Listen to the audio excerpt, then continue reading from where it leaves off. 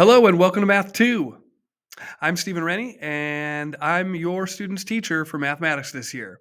I'm happy to take a look at our curriculum along with you. So here we go. First off, a couple things about me. I'm a Washington State native and I'm a Washington State University alumni. So go Cougs. I was born in Portland and raised in Southwest Washington. Been here pretty much my whole life.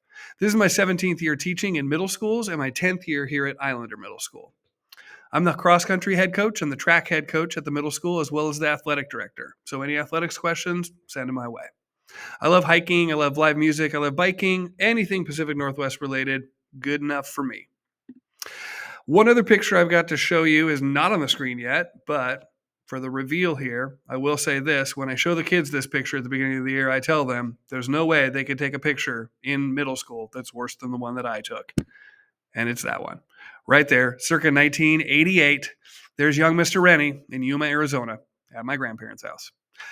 Yikes. All right, on to the next. Where's the good stuff? This is the information that you're going to need to support your child's learning.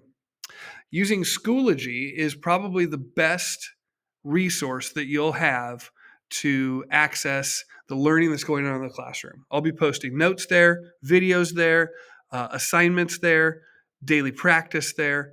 If you watch along on Schoology in your kids' Math 2 class, then you'll be able to see exactly what topics we're covering that day and what we have going forward, as well as tests and quizzes that are coming up. You can use your access to Schoology to get in there, or you can just have your kid bring it up on their iPad using the app or on their browser. They should be able to access Schoology and show you exactly what's going on in class. The second resource is this. It is the online textbook from the EdGEMS curriculum. We have our EdGEMS book, Core Math, and that is Unit 2, corresponding to Math 2.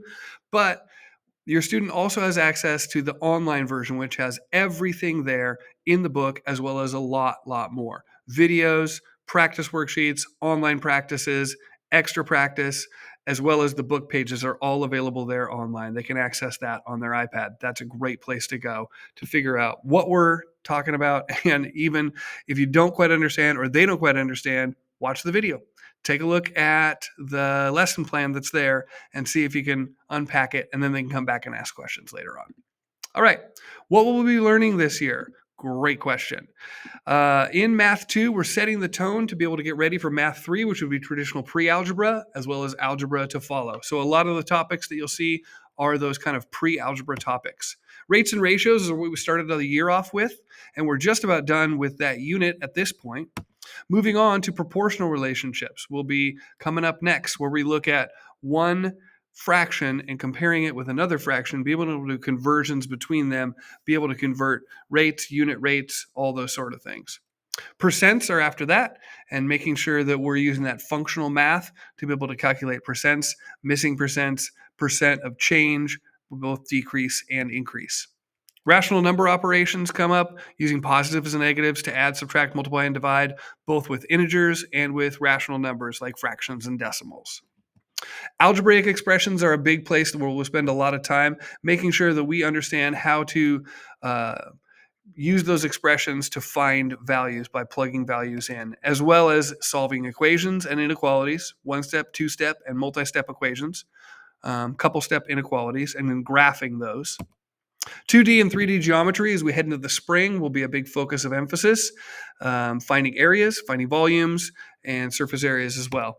And then wrapping things up with a short unit on probability and statistics. Again, some functional math for use in the real world to make sure that things are contextualized. Okay, what will your student need for math class? Here are the materials we need is a dedicated math notebook. They should have preferably a composition book that has graph paper inside. That's the best possibility. Or it could be a spiral notebook or something of that like. It's totally up to them, but it does need to be dedicated just for math. So not a big, huge 4-subject notebook that has multiple parts, but just a math notebook specifically. We'll take all of our in-class notes in that math notebook. Pencils, correcting pens to make sure we're able to do the work and then correct our errors afterwards. A scientific calculator is a necessity. I like Casio's, but any brand will do. And I encourage you, have your student get their own scientific calculator and use that scientific calculator every single day. So they get used to where the buttons are, what the markings are, all that sort of thing. A charged and updated iPad ready to go, and then a great attitude to do well in math class. Grading, how does that work? Standards-based grading system is how we operate at Islander Middle School. For those of you who came up through the elementary schools here, you know exactly what that is. And if you've got a seventh grader, then they already saw this in sixth grade. We know that 1 is well below standard, and we're trying to work our way to that. A 2 or a 2.5 means that the student is approaching standard, has a pretty good understanding, and maybe just a little bit more to get us over the hump. 3, that's exactly the zone where we want to be, to make sure that we are understanding the standard at hand, exactly how to do it, and exactly how to accomplish it. A 4, that's great. That's gravy. That's well above standard. We're going beyond, above and beyond, and understanding math in a better and more complete way. But 3 is great. That's exactly where we want to be. Okay, so how's this all laid out? What is this is the underpinning of that standards-based grading system. There are 4 mindsets, and I'll go over them really quickly. Mindset number 1 is that behavior is ungraded. That means that there are no homework completion points, there's no participation points, there's no effort points, there's no compliance points, there's no extra credit given for things that don't have to do with math class. The assessment comes and the points come from actually doing the math here in class. I tell the kids this: practice is really important, and we have daily practice every day. And if you're a basketball player, it's important to practice. Otherwise, you're not going to do well in the game. However, if you go to a lot of practices, they don't give you bonus points at the beginning of the game. It's still 0-0, and you got to actually perform when it's time for the assessment. Number 2 is lifting the veil, and that means that we will talk about the standards in class. They will know exactly what those are and what is expected of them. It goes in their notes, we set goals, and the standards are very visible both in the notes and then on assessments themselves, as well as talking about them in class. 3, there are flexible means of showing your understanding. It's not just tests and quizzes. We can do one-on-one conversations. We can do oral exams. There's lots of different ways to learn the information. And there's lots of different ways to show understanding of the information. So both those parts are designed with flexible means in mind. There will be many, many, many different ways that we learn in the course of class. It's not just sit down, do 20 problems at your desk. In fact, it is rarely that. There are lots of other ways we learn.